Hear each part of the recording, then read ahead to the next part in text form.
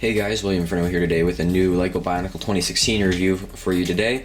Today we are getting to the end of the Bionicle Winter 2016 wave. This time we'll be taking a look at Umarak and next time Kopaka and Melammunity. I apologize for this late review. I didn't get time to build this guy until late last night, so I didn't really feel like reviewing when I was really tired, so I just waited until this morning. Alright, so we have Umarak on the front here. And he's the most pieces out of any set actually we've gotten so far in Bionicle G2. I know that you guys are thinking, wait, what about Skullgrinder and Akimu? Well, this guy is the single largest character because, remember, those were two sets, so this guy's pretty big. Of course, he's Umarak the Hunter, and then he can combine or unify with his jungle creature, which is the creature LEGO picked out to unite with him, so I think that's a good choice because they're similar in color scheme. The comic is different this time. We have Umarak running through the labyrinth of control, and then he gets the mask of control, and he puts it on, and boom, tons of power.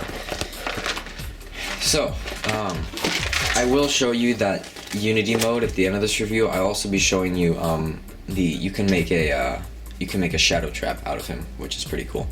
So first we're going to start off to looking at the mask of control. Actually, this is a really nice mask. The detailing is really great. It's very similar in detail to the mask of creation, where you do have these symbols on it that actually have texture to them, and you do have these little two things that go off of the cheeks, just like the mask of creation. The only thing I would say is not good with this mask is that it actually doesn't come with a stand, and that's kind of not appropriate because it's like the next big mask.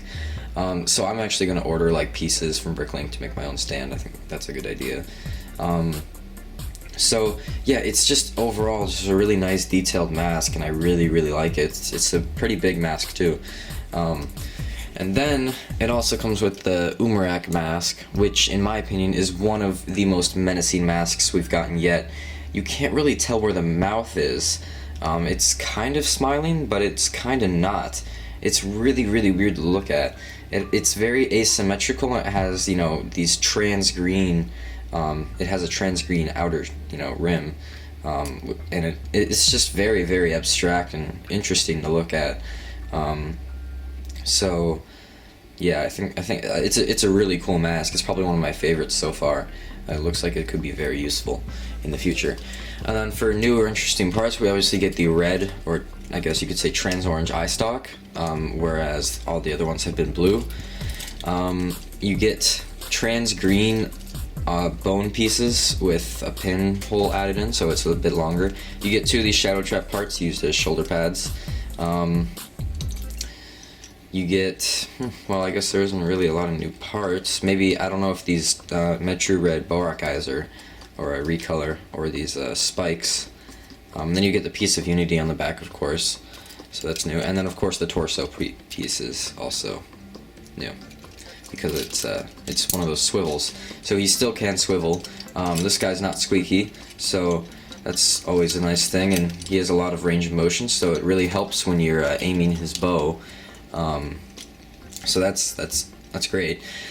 I really like the detailing on this guy, from the chain to the shoulder to these deer antlers, and just the overall look of him. He's very imposing. He's really tall. I think he's taller than Skullgrinder. I think he is. I'm not sure.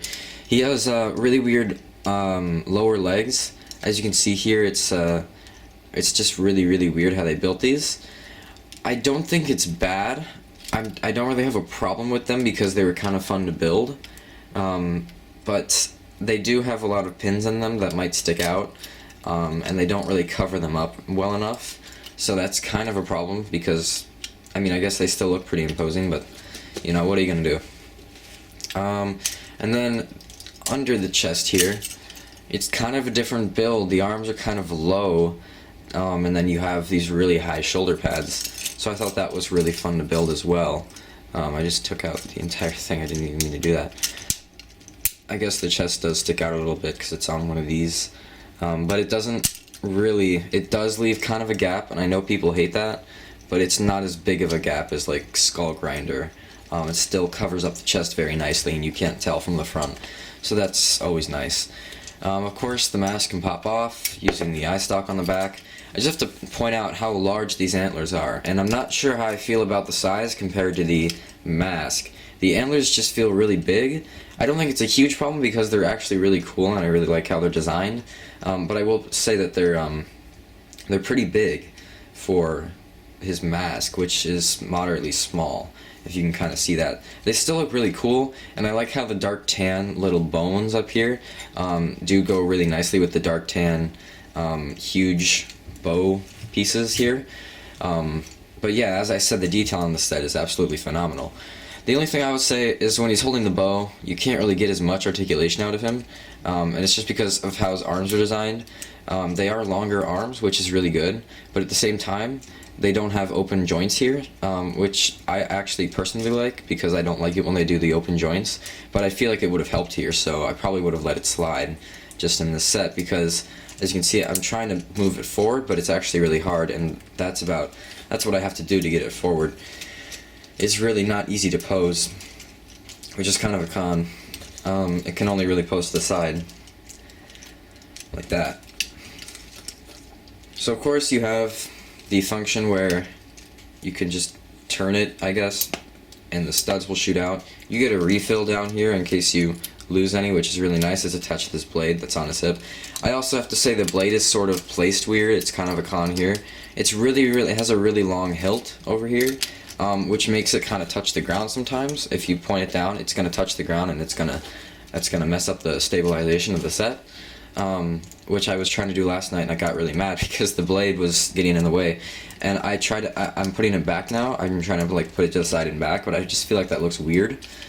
In the instructions, this also like hangs on so perfectly facing front, but it actually just dangles there, and I don't really like that either. I wish they would have stuck that on, but they couldn't because of the lower leg design. So I thought that was also kind of a con. And then you can take the bow off, obviously, but then of course the pins do not want to come out with them. Now I do believe there is a way to stick it on his back. I just haven't tried it yet, and I don't think it's not in the instructions, and this pin does not want to come out. I'm going to actually stop the video here and then come back when I have something new out of him. Alright, sorry about that, I'm back now. But I did put the blade in his hand, but I realized that without another red axle, you're not going to be able to stick this chain on with it. So that's kind of a problem. I thought in the artwork you were able to do that, and I might just be being really stupid right now, but I'm pretty sure you're going to need another red axle to put the blade in his hand, and put the entire hilt in his hand, because part of it is still down here along with this chain. That's all I was able to achieve. They don't really give you... that's what I don't really like about these days. They don't really give you all the instructions in the instructions anymore. If there's extra functions, they don't really tell you how to do so. So actually getting this bow on here also was not good. It does not go on the axle fully just because of all this. Now I know there is a better way to do it. I just don't know it because there's no official way to in the instructions, but I have heard of people doing it. I was just trying to try it out for myself. I'm probably really stupid and I couldn't figure it out. But if any of you know exactly what to do, I would actually very much like to know. That would be very nice. Overall, it took me quite a while to achieve this just because I didn't actually know how to do it. So I would suggest for LEGO in the future, either give us some way to do it in the instructions, or like don't make it possible at all, and don't put it on promo artwork. That's just not a good idea. So as you can see, I put the chain back, or the blade back on there. I'm sorry, it's morning. I'm still tired. But then you just put the bow on. The only other thing with the bow, other than the articulation hindering, is actually a way that they could have fixed that. So you see they have this pin right here, and this pin does not have a lot of friction because it is a light tan pin. The blue pins have the most friction, so they put a blue pin here, which actually limits some posability just because of the friction, and I accidentally just shot a piece out, so that was nice. So now I'm going to take off some of his parts to show you the shadow trap. Alright, so the pieces from Umarak I gathered are his 4 long claws on his feet, And then I also gathered his shoulder armor, which is 2 halves of a shadow trap. Now, there actually is parts included in the set that you don't actually build with unless you're building the shadow trap. So you do get these 2 click joints, and you do get an extra little pin here, and then I already stuck the eye on it. So it's really simple how you build these guys. You just you put the click joints in, like so. Oh, right, I need to take this pin out.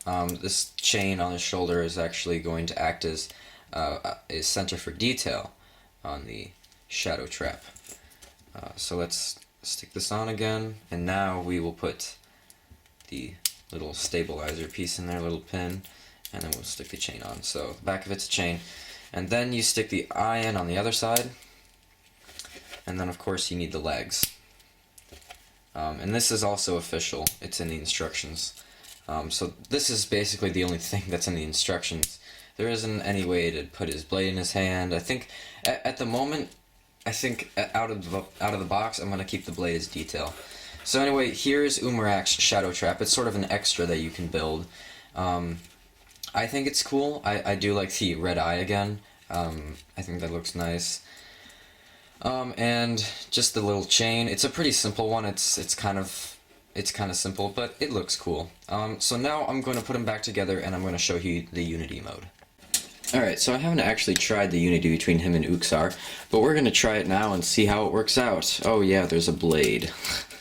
Alright, so how's this going to work out? There we go. Okay, so it snapped on pretty well. Nothing got in the way. That's always good. I'm just going to hug these little things, these little limbs on Uxar over here. And then I actually think that looks kind of cool. Then I'm going to make his other ones hug his side down there. I think that looks kind of cool too. And then we have to make the mask go over his, and because there's antlers, that might be kind of a problem.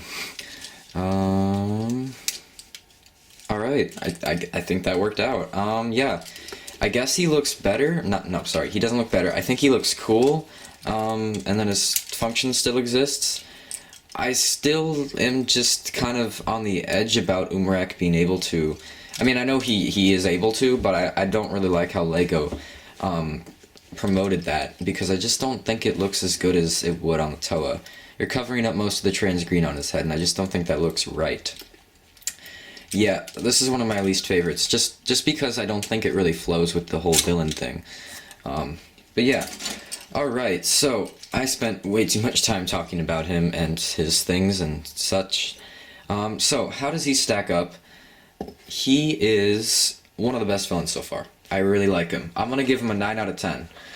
He is really one of the best villains so far. I really like his colors, I really like his build, I really like his weapons and all of that. I just think LEGO could have improved upon how they presented some of it. Because it might be a little confusing.